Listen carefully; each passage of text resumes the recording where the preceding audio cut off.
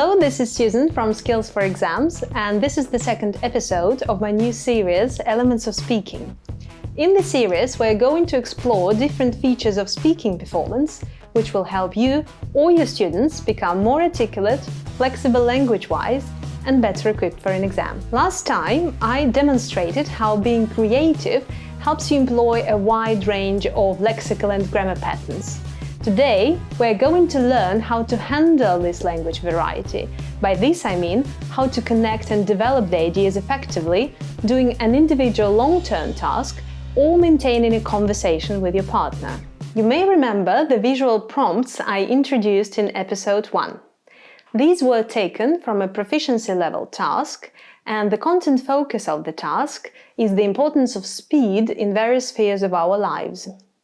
Last time we brainstormed for ideas, I hope you remember some of them, and now let's see how we can connect them most effectively.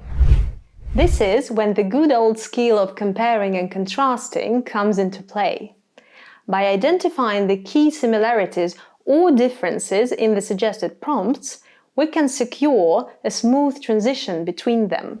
Let's see how it works in practice. Similarities come first.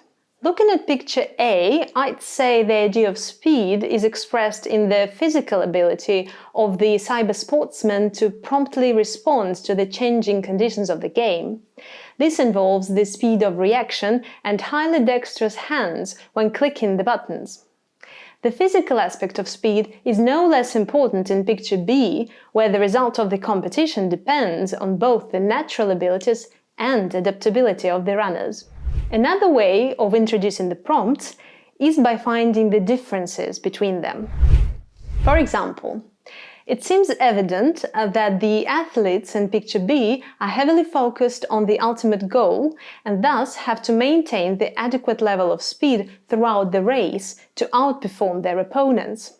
Unlike them, the people in picture C find themselves in a far less stressful situation since they're merely entertaining themselves and can afford to enjoy the process rather than aim at the result. I should point out here that in the exam, you may have to prioritize certain ideas over others. And for that matter, you might want to save some time by combining several prompts, if you feel they express more or less the same level of complexity. For instance, you can combine pictures A and B under the idea of physical effort, sport or competition and contrast them with picture C, which suggests the ideas of relaxation as opposed to physical effort, or shared experience as opposed to competition.